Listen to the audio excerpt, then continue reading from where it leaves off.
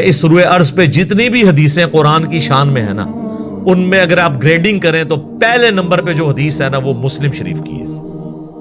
جو 4 حدیثیں ہیں مسلم میں غدیر خم کی، انٹرنیشنل نمبر کے مطابق 6225 سے لے کر 6228 تک، جو ہم نے اپنے منہج پہ بھی لکھ کے لگائی ہے کہ نبی علیہ السلام نے اپنی وفات سے 2.5 مہینے پہلے حج سے واپسی پر، حجۃ الوداع کے بھی بعد کا یہ خطبہ ہے، اس کو بھی سپرسیڈ کر رہا ہے، مکے سے مدینے آتے ہوئے خم نامی گاؤں میں پانی کے لیے پڑاؤ کیا، اونٹ کے پلان کا ممبر لگایا گیا آپ کے لیے، آپ علیہ السلام نے اس پہ کنکلوڈنگ گفتگو کی، اے لوگو آگاہ ہو جاؤ، میں بھی ایک انسان ہوں، قریب ہے کہ اللہ کا قاصد یعنی موت کا فرشتہ میرے پاس آئے اور میں اس کی دعوت قبول کر لوں، یعنی میں نے بھی دنیا سے جانا ہے۔ میں اپنے بعد تم میں 2 بھاری چیزیں چھوڑ کر جا رہا ہوں، ان میں سے پہلی چیز اللہ کی کتاب ہے۔ اب ذرا یہ الفاظ سنیں، یہ دنیا کی کسی حدیث میں نہیں ہے۔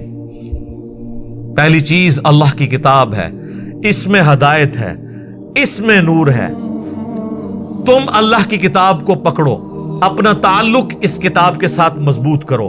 اللہ کی کتاب اللہ کی رسی ہے، جو اسے پکڑے گا وہ ہدایت پہ ہوگا، جو چھوڑ دے گا گمراہ ہو جائے گا۔ سارے اتنے زیادہ جملے دنیا کی کسی صحیح حدیث کے اندر موجود نہیں ہے، جو مسلم شریف میں غدیر خم کی حدیث میں۔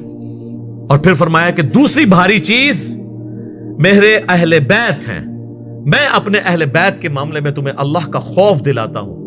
اور اس جملے کو آپ نے 3 دفعہ ریپیٹ کیا، میں تمہیں اللہ سے ڈراتا ہوں اپنے اہل بیت کے معاملے میں، میں اللہ سے ڈراتا ہوں تمہیں اہل بیت کے معاملے میں، یعنی میری وفات کے بعد ان کے ساتھ حسن سلوک کرنا۔ لیکن امت بالکل الٹ چلی ہے، نہ قرآن کو پکڑا اور نہ اہل بیت کو زندہ چھوڑا۔ دیکھ لیں، بالکل الٹ چلی ہو۔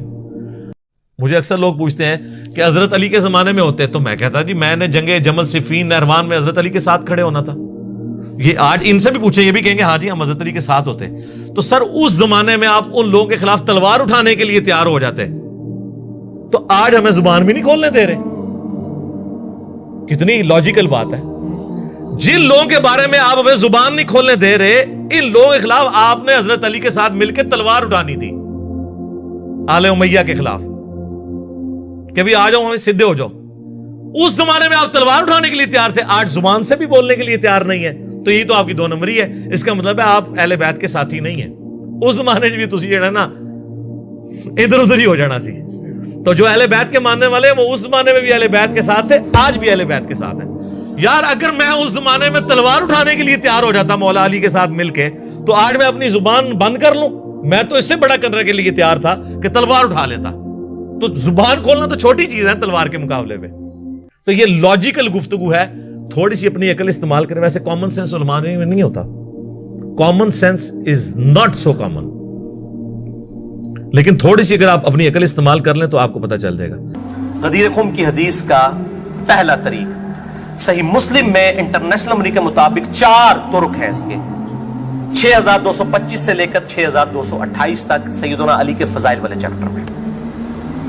اس کا جو پہلا طریق ہے، طرق کہتے ہیں جمع کو، طریق کہتے ہیں ایک، یعنی جو روایت کی سند چل رہی ہوتی ہے اس کو ہم کہتے ہیں اس طریقے سے آئی ہے، اس وے سے آئی ہے، اس چین سے آئی ہے۔ پہلی چین صحیح مسلم 6225 سیدنا زید ابن ارقم سے، جو سابقون الاولون تھے، انہی کا وہ دار ارقم تھا جس میں نبی صلی اللہ علیہ وسلم دعوت حق بیان کیا کرتے تھے۔ ظاہر کعبۃ اللہ میں تو وہ لوگ نہیں جانے دیتے تھے، جس طرح ہمیں آج علماء مسجدوں میں نہیں گھسنے دیتے، تو ہم نے بھی یہ دار ارقم سجایا ہوا ہے ایک۔ تو زید ابن ارقم رضی اللہ تعالی عنہ علیہ السلام روایت کرتے ہیں، ان کے پاس کچھ تابعین آئے، صحیح مسلم 6225۔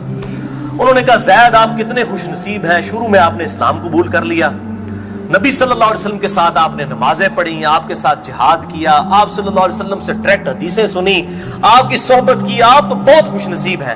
ہم آپ کے پاس صرف اس لیے آئے ہیں کہ آپ ہمیں کوئی ایسی بات سنائیں جو خود آپ صلی اللہ علیہ وسلم سے آپ نے سنی ہو۔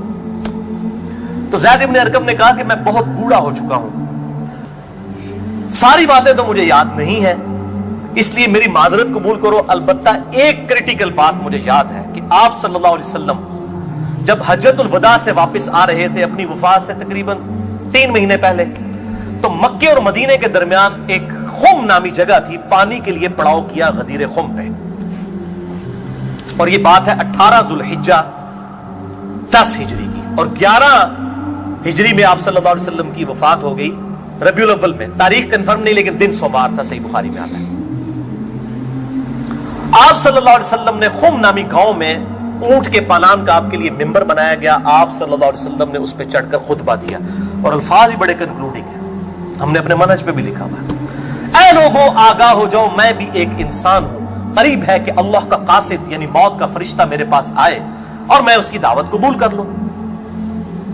لوگوں آگاہ ہو جاؤ, میں اپنے بعد تم میں 2 بھاری چیزیں چھوڑ کر جا رہا ہوں. یہ ہے حدیث ثقلین. ان میں سے پہلی چیز اللہ کی کتاب ہے, اس میں ہدایت ہے, اس میں نور ہے. تم اللہ کی کتاب کو پکڑو, اپنا تعلق اس کتاب کے ساتھ مضبوط کرو. اللہ کی کتاب اللہ کی رسی ہے, جو اس کو پکڑے گا ہدایت پر ہوگا, جو چھوڑ دے گا گمراہ ہو جائے گا. پھر زید بن ارقم کہتے ہیں آپ صلی اللہ علیہ وسلم ترغیب دلاتے رہے, اللہ کی کتاب, اللہ کی کتاب, اللہ کی کتاب, لیکن امت نے چھوڑ دی کتاب. اور پھر آپ صلی اللہ علیہ وسلم نے فرمایا دوسری بھاری چیز میرے اہل بیت ہیں, میں اپنے اہل بیت کے معاملے میں تمہیں اللہ سے ڈراتا ہوں, میں اپنے اہل بیت کے معاملے میں تمہیں اللہ سے ڈراتا ہوں, میں اپنے اہل بیت کے معاملے میں تمہیں اللہ کا خوف دلاتا ہوں. اچھا, اب ظاہر ہے اس زمانے میں بھی لوگ موجود تھے, لوگوں کے کان کھڑے ہو گئے. حضرت معاویہ بن ابی سفیان رضی اللہ تعالیٰ عنہ کا دور تھا. تابعین نے سیدھا سوال ہی عجیب و غریب کر دیا. انہوں نے کہا زید یہ حضور کی بیویاں اہل بیت نہیں ہے؟ دیکھو, بجائے پوچھنے کے سینئر صحابی سے پوچھتے کہ اہل بیت کون ہے, ان کو فوراً پتہ چل گیا کام کی طرح ہو ہی جا رہا ہے. یہ حضور کی بیویاں اہل بیت نہیں ہے؟ زید بن ارقم نے کہا کہ بیویاں اہل بیت ہیں, لیکن یہاں پر وہ مراد نہیں ہے. یہاں پر تو نبی صلی اللہ علیہ وسلم کے خاندان کے لوگ مراد ہیں. آل علی, آل عقیل, آل عباس, آل جعفر, وہ لوگ مراد ہیں اہل بیت. حضور کی بیویاں یہاں مراد نہیں ہیں,